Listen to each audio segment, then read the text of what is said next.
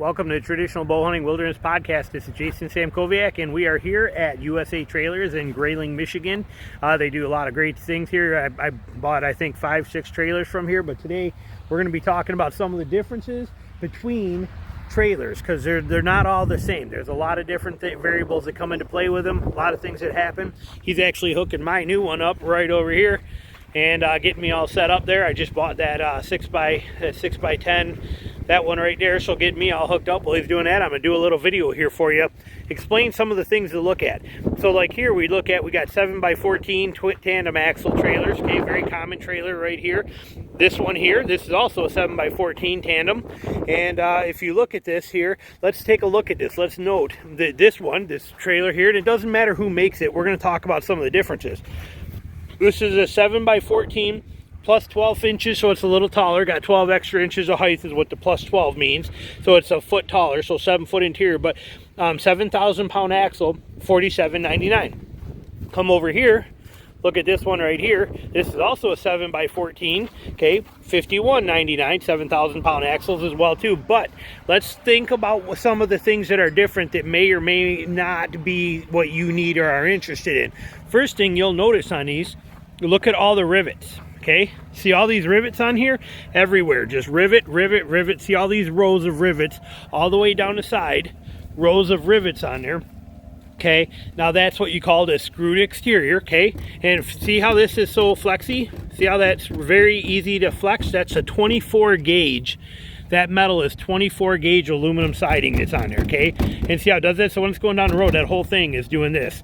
And so if you have, like, if you're putting logos, like I'm putting Power Soft washing on mine, you got to fight with all these screw lines. These things can rust and start leaking. And I mean, they're not a bad thing, but that's very flimsy, and that thing just wiggles and wobbles as it's driving, and it's constantly flexing. Every panel flexing, doing that as you're going down the road. That's what's happening. So that's one of the things on a, no offense to it, but a lower grade trailer. Not a bad thing, but it's just something to keep in mind. And you have to look at that line in that exterior and see, you can see all the rippling in it and everything like that. Even here on the back, you have the rivet lines. You can see them all. And like I said, same kind of thing, just a thinner, flimsier 24 gauge exterior is what you have here. Looking at this one, look at here. No screw lines except for right on the very end of the seams right here. This, look at, barely moves. Okay, much thicker. This is 30 gauge. Okay, this is a lot. Look at that. Okay, see, you're not seeing any movement in there. This is 30 gauge 30 gauge siding versus that 24 gauge siding, so you get a lot more in there. Only screw it in the main places, but even, and then it's glued and taped and sealed, but again, no flex in there, so that's a much better siding. It's going to handle stone chips, dents, dings. It's not going to have that ripple effect. If you're putting logos on here, smooth side, nothing that you have to deal with there. Just a nice, easy, simple, clean exterior everywhere around. Makes it a much nicer, exterior, and a lot stronger. So that's kind of one of the differences that you notice right off the bat on these, between these two trailers. And keep in mind, you're only talking $400, $500 difference between the two of them at this level. That's, I mean, that's a big deal. Mine that he's hooking up over there, when you get into the other side of that one, it's only a difference of $120 between this version and that version. Now, also notice on here, the stone guard, okay? This is what you call a stone guard right here, because this thing is going to be pulled behind your truck. Stones are going to come up from your tires and hit this thing, okay? Well, this stone guard here, see how thin that is? Okay, it's a thinner gauge stone guard. And look at how low that is on that trailer, okay? If you look at that, okay, so that's your only protection. Otherwise, every other stone is hitting up here on your 24 gauge, material up here. Now, if you look at this one, look at the size of the stone guard on this one, and this is 0.45 gauge stone guard, so it's much thicker stone guard. But also look at the height difference you get on that one, how much higher that goes up than that one does. Big difference there. That's important. That's going to protect this siding from stone chips and things like that by having that stone guard up there higher. It's another great feature. It's a very nice feature. Now, another thing. Oh, hang on one sec. I'm going to pause. All right, had to pause there for a second because I noticed something when he was hooking it up, but this is why you always double check everything. But the lights on this one is switched backwards. It has the red forward and the amber backwards. This little plastic cover needs to come off and be spun around. It's from the factory, but they got to switch that real quick because that's, you know, this should be red for the back and amber for the front. So they're going to correct that for me real quick. So we just pulled it in here, but now we're going to get back to that video out there and cover some of the differences here in those trailers. So I'll be right over there and we'll go through the rest of it. All right, we are back over here. Same two trailers we were just talking about on there. So I explained the siding difference and the thickness of the gauge of that, the rivetless or screwed versus non-screwed side. But now also, wherever I was back here, let's go back into this. But so on here, I was talking about the stone guard. So the stone guard makes a big difference. That stone guard height is what's going to protect all of this stuff. So I don't have any idea why they would do that crap. I mean, that's about pointless. So is this, in my opinion, about pointless. Put a stone guard on there that's actually going to protect it pretty well. So that's one thing that definitely makes a difference, in my opinion, that I look for. Now, other things you will notice, this is just paint. Okay, that is just actual like spray on spray paint is what this whole frame is done in, is spray paint on here. All right, that's spray paint there. Even if you were to look, like, let's open it up here for a second, not to get too far ahead of ourselves, but pop the locks on here. Now these locks and all that stuff, they're the same for every company. There's no difference in any of that kind of stuff that makes any matter. But pull this down so you can see. Hang on. So we open this, and in here you will see painted. This is just painted, okay? This is just a regular paint that's on this thing on here, okay? Nothing fancy, just regular paint. Now, when we come over here, okay, all this is all just paint, okay? Just painted, regular paint. When you look at this one, you're gonna notice undercoated. That is undercoating, like rhino liner, okay? That's what that is. That's like rhino liner, bed liner on this. 100% gonna not rust, not give you any issues, super tough and durable, but that's actual rhino liner on there. And when you look at this, at the back, oh, this is a barn door one, isn't it? No, okay, it's dropped. All right, so when you open this up and you look in here even, you are gonna notice that we have, even back here, rhino lined. Everything is rhino lined in here. This is all rhino lined in here. This whole thing is seriously protected against any issues like that, which is what you're looking for. Okay, that's a tremendous, sorry, I had a call coming in, short that out. But anyway, that rhino lining is a major advantage there. The whole frame of this thing under here, it's all rhino lined. Everything is coated under this trailer, which is gonna make that thing so much better off. Okay, it's going to protect it from weather and things like that. So that's a big difference that you're seeing on there too. Also notice 3-inch trim that goes around this thing up here. Okay, 3-inch trim, 2-inch trim. Okay, does it matter? Maybe, maybe not. But it's if I'm mounting ladder racks and stuff on it, that's a pain in the butt too, where this one's wide enough to fit the brackets of ladder racks and things like that into that better. And look at the amount of screws in this trim that run through there versus the amount of screws that run through the trim in there. Okay, it's a very interesting thing. Now on this one, you're also going to notice here, see, these seams tell you something, which will show on the inside, but here, even here on the outside, you can see it, but that's 24 on center seams, where this one here is 16 on center walls. Okay, so those are going to matter. That kind of stuff is going to matter on there. Other thing you want to look at is the lights. Now pretty much everything is using LED lights now, but look at here, you have a marker light. You know, you got LED marker lights on here, big, bold, easy to notice from multiple direction marker lights everywhere on there. Here, they're just this little bitty spotlight. Not bad, you know, but they work, but they're just definitely not an improvement or as quality as those are. Here you even gain an extra light right here, or you don't have one on here. You do gain them on here for clearance lights. So that's what these are. These are marker and clearance lights, so you can see where the corners of the trailer are at night when you're going through drive-throughs, through toll booths, things like that. You can see where everything is if you're going through construction spots, things of that nature. This one does not have any lower ones on there. Does have the uppers on there, but there's none of the lowers. Things that you want to pay attention to. This one does have diamond plate on here for the fenders. This one has smooth. I like the smooth a lot better. I like smooth fenders better myself. It's a personal opinion on that. That doesn't really make much of a difference.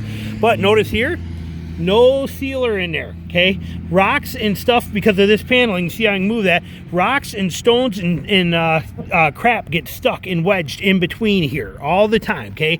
Never fails. You are going to have pebbles jammed into there.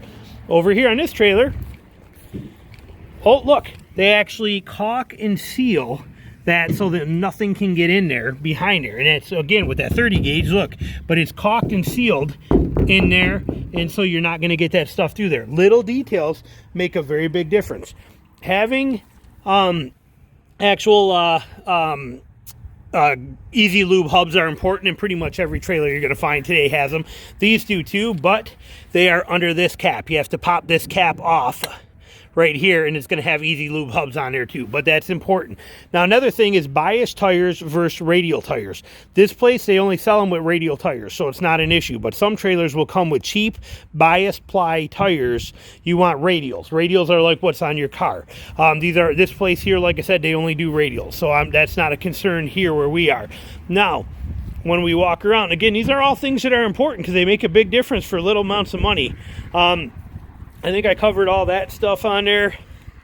Let's look at the RV doors here for a second before we go around. All right, so this is what we call an RV door, is this side entry door. Now this one, you're going to notice on here, on this door, it has what's called a bar lock.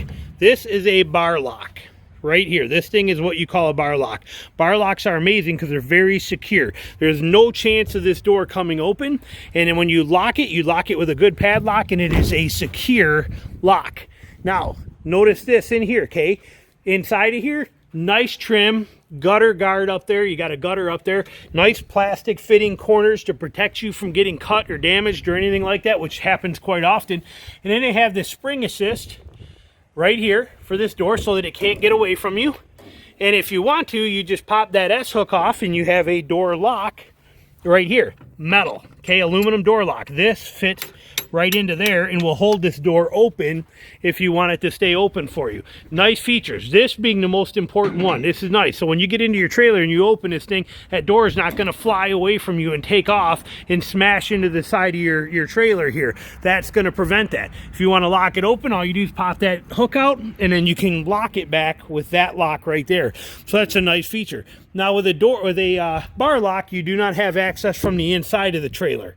Okay, so if you were converting this into a sleeping quarters and a camp setup, you want to have that RV lock because of the fact that there's no way for you to unlock this from the inside. I don't have any intentions of doing that, so this is what I like best because it is good, solid, and secure. If we come over here to this one and we look at this, we have what's called an RV latch. Okay, that is it right there. Now you do got a gutter, so that's kind of nice, little rain gutter. You do have the outer thing, but look, oh, plastic. Cheap, crappy plastic. Does it matter? Maybe not to you, I don't know, but look at the quality difference. Plastic and plastic. This RV latch, now this is what's on it's called an RV latch because this is what's on most RVs. And on here, the downside to an RV latch is this is only closed, held by that little thing right there. That's it. Okay, now it is nice because you can access it from the outside or from the inside if you wanted to, so that is nice. Now keep in mind, even on a bar lock door, you can add one of these for very dirt cheap, okay? It's just like putting one in your house. You just drill the hole here, you drill the holes there. It's not hard to do, but this is all that's holding that is this little flimsy thing right here. And on my camper, when I go down the road, so, see that? Sometimes you'll be going down the road and that'll pop open, okay? And if that pops open going down the road, you're in trouble because look, no spring assist on this one. The little things that make a big difference. So as soon as you open this thing can fly all the way over here and hit that. Now, if you don't have that locked, you can lock that easily, but I mean, you don't see, I mean, look at it moving right now. Look at, see? Okay, it's just going to do its own thing because it has no control up there on anything. Now, the wind is blowing it to close it right now, but if the wind was blowing the other way, it's going to whip that door wide open. You know, you have no control over what's going to happen with that. So I like the bar lock better than this being your flimsy, cheap lock that's on here. Not that these are bad, but my preference is a good, solid bar lock. I like a lot better on there. So that's something to keep in mind when you're looking at it. Now, when you look inside, Okay, notice both of these ramps have good springs in them. What I mean by that is, see how the ramp is actually not even resting on the ground yet. Okay, same with this one. Ramp is not even resting on the ground. You can, I mean, they've got good springs. You can stop it pretty much anywhere. See, look at when I let go. If I let it go, it's not falling fast, okay? They got very good spring tension in the mechanisms here, which are these. This is what controls that spring assembly in there. Okay, very nice, very simple, been around for a very long time. Now, this one has dry plus flooring in the whole entire thing. This is engineered wood, 3/8 plywood on the walls, 3/4 inch on the floor, and this is like a waterproofed, high quality, dry max impregnated flooring and stuff that's in here, which makes it very, very nice. Now, they also use 3/4 inch plywood, or 1/4 inch plywood for trim, just to hide these gaps. But you need these gaps in here to be able to work on things, whether it's wiring, to be able to get to where the screws are that are underneath here, so you can take it off. These are just stapled on. They're little trim pieces here, but they're nice options. Oh, look at this. Powder coat, or I mean undercoated the entire frame. Even your interior, your tubing in here, your whole thing is rhino lined and protected. That is an amazing feature. That rhino lining is just huge. This is Luan, it's called. Luan, it's just a piece of particle board, or very thin plywood, but they put it up there. But look, they even give you light here, okay? And a switch for it over here. You can hit the switch here, or you can hit the switch here on the wall, which is nice.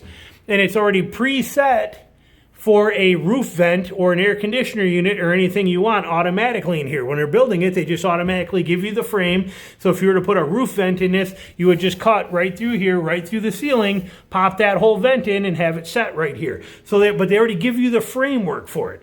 That's a beautiful thing. Nice sealed, caulked all the way around the edges, so no water's getting in behind anything. You can see all that right there. Well done. So that's a nice setup. Here you have 12 or 16 inches. See that screw hole and that screw hole? 16 inches stud. So you got a stud here, a stud here, a stud here. You got 16. Every 16 inches you have a stud on this. Okay, and then every 16 inches on the floor, you have a stud. Every 16 inches in this, so across here, every 16 inches, there is a steel bar like this, a bigger one, but a frame tube under there that gives you that rigid support and that strength. So 16 inches across on the floor, 16 inches across on the walls, and 24 on the ceilings are usually what it is. These might be, I can't tell if that's 16. That's 16. I'll bet that's 16 on the ceiling as well too. And then you get a nice flip down ramp here. So when you're loading, you get this nice full size all the way across ramp that comes over, and then you can also see even those are rhino lined. Everything on here is rhino lined. Sweet, simple, and easy. Now when you come over and look at this one, I believe also uses dry max. Okay, oh, just painted, no coating on there. No coating on there. Now here, notice some differences. Okay, frame tube up here also, same kind of thing, no coating on it whatsoever. You do not have the cutout for the vent up on the top if you wanted to run the vent. Here in the corners, instead of using actual nice plywood, they just took a piece of aluminum and screwed that in there so that they could cut those shorter, so they can use less wood. They did use the wood here on the sides at the seams. So you do have, I mean, that's not a huge deal breaker for me, whether they're doing this or not. But this wood goes and stops like here. This wood goes and stops like here. This is just covering that gap that's in there. But, you can see the difference here in this trailer. Again, that is not a deal breaker for me. What is a deal breaker is the fact that this one, your wall studs are 24 inches apart on here. Yep, your ceilings are 24 inches apart, and your floors are 24 inches apart. Okay, from there all the way to there. So you got 24-inch beams on this. And, so the other one, you're 16, a beam every 16 inches. Here, you're a beam every 24 inches. On here, you're a beam every 24 inches. There, you are a beam every 16 inches. Here, you're 24 inches. There, you are 16 inches. So that makes a big difference. You're getting a heck of a lot more support in that other one. Now, with that door, here's what I was saying, how you get that simple, you can come in and out of this with that latch door, which is nice. But if I can't even get that to close right from the inside. If I was buying, I can't even do it. But if I was getting an RV latch like this, I would also make sure to put a bar lock on it myself personally. But that kind of shows you some of the differences in there. Here, even on this, you know, they use that same aluminum on the side panel right here. This is covering, because you can see the wiring coming into here, this kind of stuff where the wood ends. Well, they just put this on here to keep you from getting cut or damaged, but you need to be able to access this stuff to work on trailer lights, things of that nature. So they put this nice piece on there, again, whether it's wood or aluminum, and how they do it, that doesn't bother me.